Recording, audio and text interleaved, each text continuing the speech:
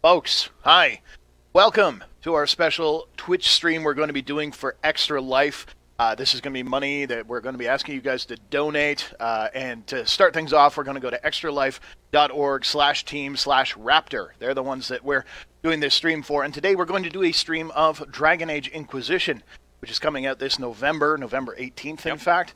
And with me is Cameron Lee. Hello. He's like my stream buddy. Yeah. So we were told, and you will be some disembodied voices as well. We have Connell Pierce here helping us out, making sure everyone sounds good, and Patrick Demkew, who is, I believe, at Miracle Worker because he really desperately wants more Twitter followers. I don't know. I love it. I love it. Thank you, Mike. You should follow him on Twitter. You should, or don't. I mean, whatever. It's cool. Anyway, Patrick is going to be looking at questions on the stream. We're going to have those coming in. And I was talking to Cameron before we started, and one thing we want to do is take a look at the game and kind of give a bit of an overview, because we figure there might be some people watching because you guys are following the Extra Life stuff.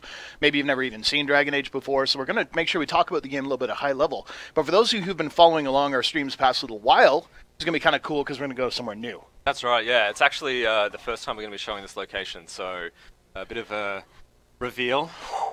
But it's for a good cause, right? You know, like having the ability to donate to Extra Life and through the Children's Miracle Network is pretty cool. So I think it's a worthy cause to show some new areas of the game. Yeah, no, it totally is. And I mean, you know, children are the future. And I'm pretty sure my little buddy is at home watching. Can we break into song? No, dance. Coordinated dance number to finish the stream. All right. But no, I mean, my kiddo's probably at home watching right now. I have no kid. Oh, no? No. You will someday, I bet. One day. All right. You're very virile.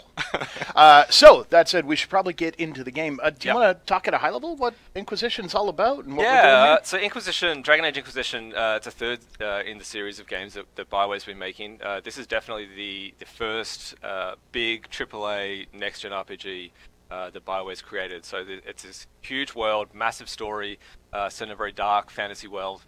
Yeah. And it's a party-based game. So you have your character who's the Inquisitor, but you also get to meet a lot of really interesting characters along the way. Yeah, and recruit them, equip them, train them, and then work together, coordinating all four of them in combat. And we'll show, once we get out into the game itself, how that works. There's multiple interfaces for that. Anyway, it's really kind of the DA game we've always wanted to make. It really is, absolutely incredibly deep. And you know, the word Inquisition is referring to the fact that you form an Inquisition, you form this organization to uncover the truth about a lot of chaos that's been happening in the world. So. Yeah, that's our fun twist on the hero's journey. You don't just join up with someone. This time you're building it from the ground up. So that's been kind of fun. And of course, we're right near the end. We do come out November 18th in North America, November 21st in Europe, and we're just winding down. The team's putting the last few touches, hammering on the last few bugs we found. QA is working like triple time. They're working so hard. So if thanks, we look guys. like crap, then that's why. Cause yeah, we're all fighting a mild infection of some sort. Yeah, it's lovely. But that's enough about us. It is. Let's jump into the game. So who are we playing? Who have we got here? So this is my dwarf. So it's a male dwarf warrior who I've spec'd out to be defensive. So a sort of a shield defensive warrior. I've crafted a really cool mace rather than a sword for this particular character. Do you want to hop in inventory and show it off? Yeah, I'll show that off. So there's my dwarf, tattooed up, which is pretty cool. You can see here. So those are custom tattoos. Those are dwarf-only tattoos. Dwarf-only tattoos, yeah. So you can see I've created this deadly club. Did you name it that? That wasn't no, but you can name each item that you craft in the game. This one was just the name that it came up with. I'm not particularly creative, Mike. Okay, fair enough. Fair enough. But you can see there some of the cool things. There's different stats, so crit damage bonus, which was based on the materials that I used when I crafted that mace. There's also a couple of empty slots there where you can insert different enchantment runes and a different sort of hilt or haft on the yeah, and those will change the appearance of the items. So if you put an enchantment on there that's frost, it will actually have a nice frost effect as you run around and go whap people in the face. Exactly. Yeah. So there's also, there's like one-handed weapons and two-handed weapons, staves, things like that, daggers, bows, shields, a whole bunch of different stuff in there. And then of course there's armor, which you can then insert arms and legs into as well, similar to the weapons. Yep. And there's a whole bunch of different slots for accessories and rings. That as well. So. Yeah, actually, something new we hadn't done in the previous DAs is rings that specifically enhance your abilities. So the lunge and slash ring. Lunge and slash is an ability a warrior can learn, so you can equip that. It will actually make it more effective, do more damage, or have a longer stun effect, or whatever the description says. Yeah, and actually that's a good point because I've built this character to be a tank. I'm going to equip this enhanced challenge ring because that's going to help me draw aggro. Right. So yeah, that'll force them to target you for a longer period of time. Always useful. Right. Yep. Okay, so let's get going. So what we're going to do is, this is a location in Haven, but I'm going to go in some of my war council here, and we're going to use the war table to get access to a new area of the world. Now, we've shown this a few times. The war table is basically the heart of the Inquisition. It is. For anyone who hasn't seen it before, essentially you come here, you have a group of advisors who are, they're not like active party members, but they're basically coordinating your soldiers, your spies, and your diplomats. They offer ways you can level up. We have a whole bunch of locations around the world, and you can do both follow-up kind of story items where oh wow, because you did this, now people are petitioning you to do X. Yeah. But also you can send all your scouts out to go to new locations. Exactly. Which is what we're going to do now. Yeah. So we're going to go into the Storm Coast, and the Storm Coast is, as you can see on the map, it's really, I guess, a real deep wilderness area. It's very much on the coast, and it's not particularly populated. And we're looking after the wardens in this case. We're trying to hunt them down. We haven't seen them. The wardens are, of course, a massive organization dedicated to fighting a group of bad guys called the Darkspawn. They were kind of central to Dragon Age Origins, and we want to make sure that we touched on the warden experience to some degree in Inquisition as well. Yeah, absolutely. So what we did there is we asked Liliana to send her scouts out to get access to this area, set up a forward camp, which we can then travel to and start exploring this area. So we're going to accept that report, and we can quick travel there now. So what I'm going to do is I'm going to take a slightly different party than what we normally do. Okay. We're going to take Blackwall. Nice. So he's a warden, so he has a vested interest in this place. Exactly. Perfect. Right. Yep. And I'm going to take Sarah as well, who's an elven rogue. Now, I've actually spec'd her as a dagger rogue this time round. Right. So the followers can be spec'd either with their initial sort of weapons, but of course you can put whatever weapons you want on them. So I've spec'd her as a dagger rogue, and I'm also going to take Vivian, who's a very nice. Right. Yeah, Vivian's one of the basically the top enchanters from the original Circle of Magi. Yep. One of the major themes through Inquisition is that the mages have recently sued for their freedom, and that's created a massive ripple effect throughout the world. Oh, hey, these are always fun. Oh, now you showed a couple of those companions there. Are any of the companions tough to find? So you start with a subset enough to build a full party. But the other companions are actually earned sometimes via questing, sometimes via major story beats, and sometimes you have to dig them down. Are they tough to find? I wouldn't say, like, super sneaky hidden, but you do have to earn them. You do, and some of them can also leave you as well. Yes, they can, yeah. They all kind of silently track how they feel about the choices you've been making. Yep. I would have sent word sooner, but our efforts have been delayed. How so? There's a group of bandits operating in the area. They know the terrain, and our small party has had trouble going up against them. Some of our soldiers went to speak with their leader. Haven't heard back, though. So is this the first time we've shown male dwarf? It is the first time we've ever shown male dwarf, I believe. So of note, John Curry, who voices the male dwarf, we have two different voices you can choose from based on male or female. You can pick either accent because they're both American and British. Yep. John Curry was a member of the cast for Dragon Age Origins, and he's presenting as the dwarf here. In Origins, though, he was Zevran. Okay. He sounded Spanish. He was an elf. Yeah. He was much higher in tone. He sounded like this. Hello.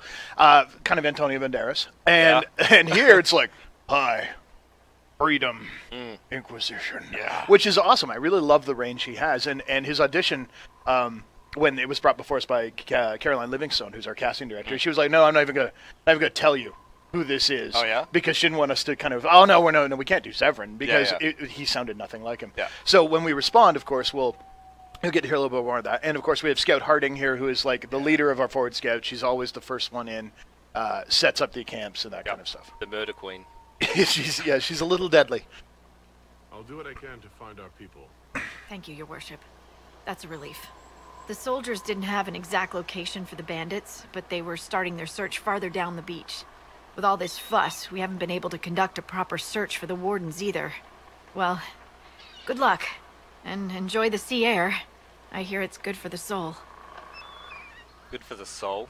Is that code for it's going to be rainy and crap. And It's going to be, yes. Yeah. And actually, so I mean, that's one of the fun things is because we have a party with you. Oh, hey. Okay. Well, that's going to be a problem for later. Yeah. Because we're level 5, so it's not a problem for right now. Yeah, actually, that's a good point. Yeah. We are. This is very early in the game as well. Oh, so yeah. level 5 at the I smell moment. seaweed. How do I know seaweed?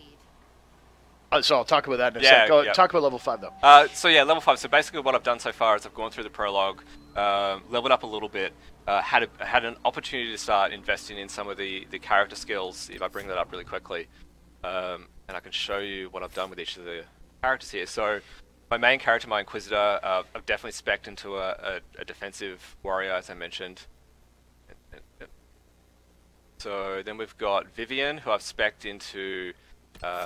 It's like a mixture Pretty much a mix of ice and defense? Exactly, Yeah. ice and defense, and then I picked the energy barrage because I found a ring that boosts energy barrage as well. So I thought that's Yeah, that's very nice. And actually, the nice thing about Energy Barrage as well, it's very flexible because it essentially unleashes your staff's energy, Yeah. and staffs have different elements to them. Yeah. So if you want, like, I really need a big hitting fire one because I'm up against a demon that does cold damage, Yeah. I can swap staves, and then that's another ability that picks up off of that. exactly. Sarah, I've invested in, as I mentioned, double daggers. Right. So Kinda some really break- cool abilities there. Breaking the mold. I like Exactly, it. and I've also, of course, thrown in the ability to stealth, and also I was starting to work my way down to this knockout powder, Yeah. which puts some enemies to sleep. That's great because, again, takes them out of the fight as long as no one damages them. Exactly. And we built the AI to recognize that, which is always fun. Yep. And then for Blackwall, what I did is start to invest down Oh, nice. into more of a support warrior. So I wanted to get Horn of Valor, which is going to give Right.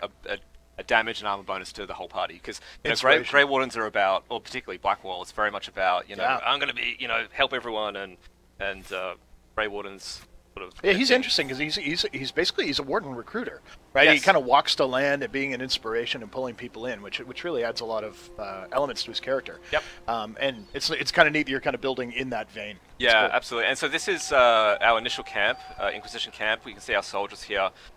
There's tables up here for us to equip the potions and do requisitions and things like that. So what you can do through the course of the game is you can find other locations to put your Inquisition camps and push your forces through the world, which is really neat. Now we got some questions about the inventory. Okay. Whenever you're swapping out clothing and things, does that appear on your character? Absolutely. In fact, I know Sarah's wearing some custom armor right now. Yes. We could go take a quick look at that before we get to some gameplay. We should go high and look at the water too, because it's And- gorgeous. Yeah. But What about helmets? Are we able to show a helmet during the cinematics or hide helmets for companions? oh, sure, yeah. Okay, so Cam, let's maybe Right look now at I've Sarah's got- inventory. Yeah. Yeah. Okay, so hiding helmets is a global setting. It's something you can turn on for the whole party. It hides helmets in all cases. In most cinematics, conversations where you're getting up potentially close, the characters automatically take their helmets off. So it's fun to have them on when you're adventuring, and then they come off for talking. But yeah, in terms of like, hey, can I swap their appearance? Because that's something that we wanted to make sure that you could customize your character. So that's something we wanted to go big on. This is Sarah's kind of basic appearance, no armor. She's not looking super defensive, little natty. And this I love. I really love that you actually. This is not crafted, but you looted. Yeah. Inquisition scout armor. So Yeah. this is like what your scouts wear. But again, you notice it's not the same color as the guys at camp because it's using different materials. So it's got Exactly. that awesome kind of red. And you can craft armor using like, oh, I want to use onyx and like this patterned cloth, and Yeah. you'll end up with a different color armor as a result. Yeah. Even though it fundamentally looks the same. Exactly. So this armor is a little bit different, looks like. Sorry, in terms of stats. So it's got 83 armor. Right. And a bit more willpower, but I kind of prefer this. So you're making an aesthetic choice at I'm this making point? an aesthetic choice. Well, that So- one looks really good. And Yeah. it's one of the armors that's kind of a full body armor. It covers everything. There are other types of armor that have those upgrades you showcased earlier. Yeah, exactly. And I've got the best daggers that I could find at this level. As I mentioned, it's quite a low level party, but You're almost just starting out, I would pretty say, much, yeah. So, and this area you can get to. It's an entirely optional area, so it's one of our exploration areas. Yeah. All right, some battle going on there between factions. I don't want to get involved in that just yet. I might do it later on, let them fight it out. Well, there's spoilers on that one. So There are also I know- spoilers. I've promised some folks we wouldn't be spoiling things today. Yes, exactly. So, I mean, look at this water. This is absolutely gorgeous. I love this water. We grabbed this from Battlefield. Yeah, And yeah. modified it, and the artists here have done a lot of work on it. It's looks one of the absolutely big gorgeous. advantages of working with dice on the the feed is that we've been able to share a lot of our tech. Yeah. So we do a lot of stuff the Battlefield games have never done, and conversely, they had already built some stuff like the raw rendering engine, but of course, this water effect is something that they built, and I remember one time where I was in this level, I was up, we'll probably get to one of the nice high areas, and just staring at the water, and our art director, Matt Goldman, our level art lead, Ben McGrath, and one of our senior level artists. We're all in the room, and they were talking about, future plans and that kind of stuff, and they all kind of went quiet. Yeah. Because they're like, wow. Like, even they were like, okay, that's a really nice vista. Yeah. So again, folks, if you're joining us just now, I know some people are signing in and out, and we've got some questions coming in. We are doing this today for Extra Life. This is available. You can really track it because we're doing it for Raptr. So extralife.org/team/Raptr, R-A-P-T-R. And what we're doing today is basically gathering together donors, showing off Inquisition to get you guys excited about it, but also so that we can raise money for a good cause. This is going to the Children's Miracle Network, helping the kids out. And, there's a bit of an incentive. The top 5 donors are going to receive the Never Settle Space Edition. You can look at the Raptr site to get a sense of what that is. Yep. They actually just let us know that they're going to be doing a raffle of a gaming PC to those who raise, over $100. And that's courtesy of AMD, CyberPower PC, Gigabyte, XFX, Astro, and Myonix. I hope I said that right. So all of those are part of the thing. And one last plug, the Raptr guys are doing something really cool. During the stream, at some point, they're giving away a code that can get you a Never Settle Space Edition, which basically lets you pick some games, and you get them for free, which is kind of cool. It is cool. Yeah. There we go. So back to the game. Back to the game, yeah. So we're coming up. I'm just going to bring up the map really quickly. So what we're trying to do here is uncover where some soldiers have been missing and some Grey Wardens. So this area here is basically where our scouts have told us to go and have a search around this area, look around, try and find stuff. Exactly, yeah. So now, we're getting pretty close. If you don't mind, because we've been running for a little bit here, can we maybe zoom around the map a little bit? Yeah. So again, spaces in Inquisition are exceedingly large. Yes. We've built a vast multi-region open world, one that lets you move between coasts like this, more of a Canadian Shield for those of you from Canada, style area in the hinterlands. There's icy mountaintops. There's deserts, you name it. Yeah. And we really wanted to get that strong visual variety, make sure people could, in some ways, almost get like a break. Like, hey, wow, I want to. I'm getting a little tired of deserts. Let's move around. Yeah. And there's lots of content at different level bands. It doesn't scale. You can see right here, we're up against not too tough enemies at this point, but if you came here at a very high level, you'd be able to just waltz through these guys. Or if you came here even a little lower, it'd be tough. Yeah. Now, I know you're not on the beach anymore, but we have a couple of people wondering what happens if you go for a dip wearing plate mail. So we've actually got a fair amount of questions. Yes, so we did not go for swimming for Inquisition. No. It's something we're actually keen to look at for future iterations, but we had jumping, open worlds, but we had a bunch of stuff we wanted to tackle for this game. So we said, okay, swimming's not really the top priority. No. So basically, if you go swimming, you hear kind of a gurgling sound, and you end up kind of washed back up on the beach, and you can restart from there. Yeah. Now, of course, you can play the game in I guess, action mode, which was what we were initially doing there, and then I've swapped in here to the tactical view, which lets you really have a think about the battlefield and lets you look around, see what enemies you're fighting. The more you learn about the enemies, the more you'll see in this sort of little stat here. So you'll be able to see whether they're weak to cold or whether they're taunted, etc. And you've got complete control over this tactical camera now, which is really neat. So being able to zoom in really close. And you can advance. Whoa, yeah, that's a nice shot. Also, I love the way the rain is actually paused. Yeah, isn't it? And you're kind of moving between the raindrops. It's all Matrix. Yeah, it is Matrix. I feel like Neo right now. Yeah, you are the one. You're not the one. I'm really not. No. And then you can issue orders to your party. So you can flip around here, and I might tell, say, Sarah to go and use Twin Fangs on this archer over here. And that, of course, will set her basic attack target as well, so she'll continue to focus on that guy, kind of be sticky. You're like, okay, go use an ability on him, but then she'll continue fighting. Exactly right. And then we might do a... You're too far. You're out of range. I'm out of range, okay. Alright. And then I can allow time to keep going, and it'll go and execute those tactics and those commands, which is very neat. Yeah, then you can pawn any time again. Yeah. Alright. Okay, now I'm back into more of an action sort of view. Alright, you can also see we've got some barriers on here. So Vivian, who I'd built to be a little bit supportive, she's cast a barrier on us that helps mitigate some of the damage there. Alright, so now we need to look around for some clues. And after you clear an area of enemies, are they going to respawn? Yeah, there are major encounters, so like ones that are kind of fixed. So the dragon in the area will not just keep popping back up and reappearing. Yep. But in the case of an area that's infested with bandits, or where darkspawn are coming out of the ground, or anything along those lines, you will get a steady stream of that. The way we've built the system, though, is that it's like almost like an ecology happening. So the game is constantly tracking the effects you've had on an area. If you've basically depopulated the area of bandits, then the spawn rate will drop way down for a period of time, and then climb back up. So if you leave the area and come back, they'll respawn as time passes. That's right. So the end result then is that you come into an area, you feel like, oh wow, this place is full of bears. Eventually the bears wear down.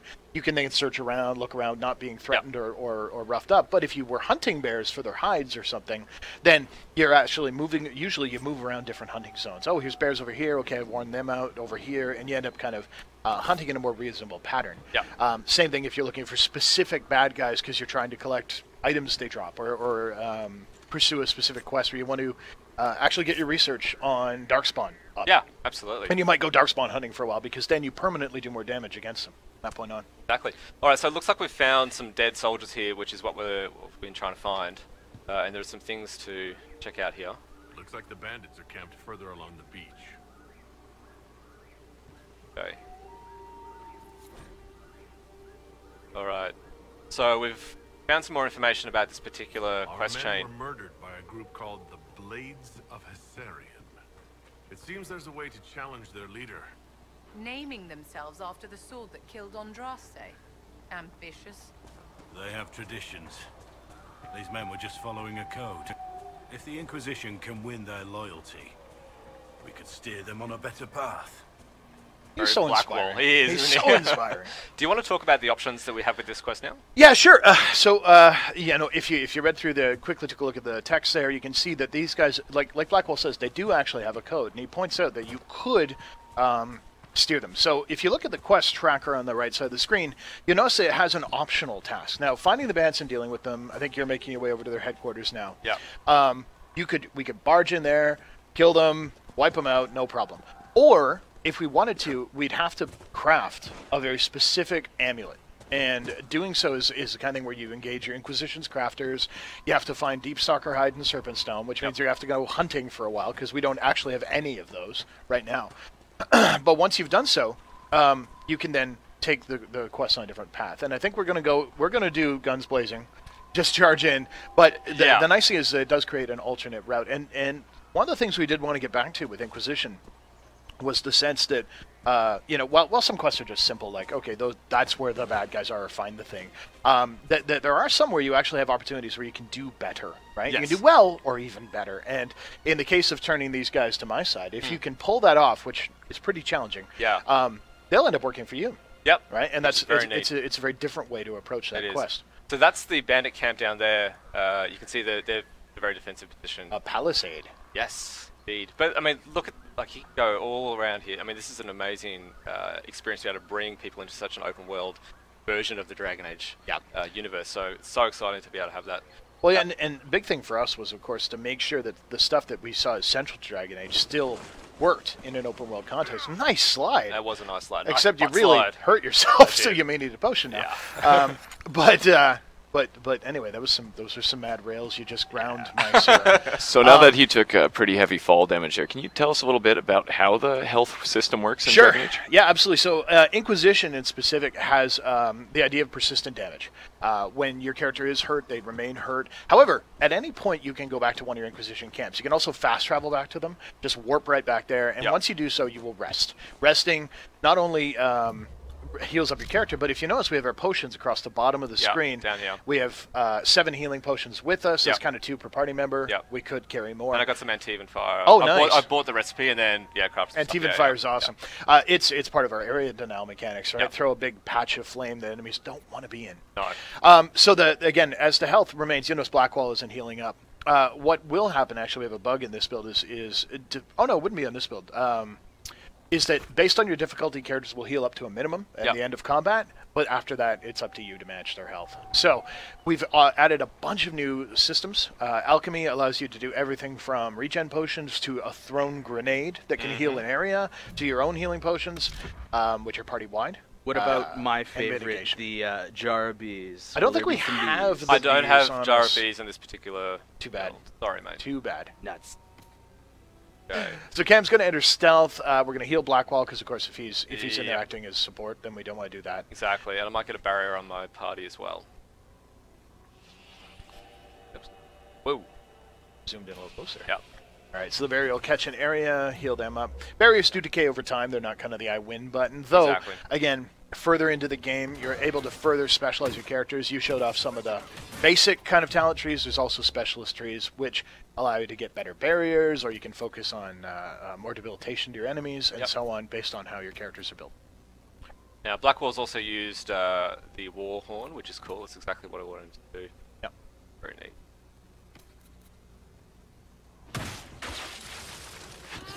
Guys, Frozen, and you just got a Shatter, Yeah. which is a cross-class combo, essentially being able to hit a disabled enemy with a massive blow, so you do triple-double damage, that kind of thing. And, of course, has the huge knockdown, takes another fight for a little bit. Immensely satisfying.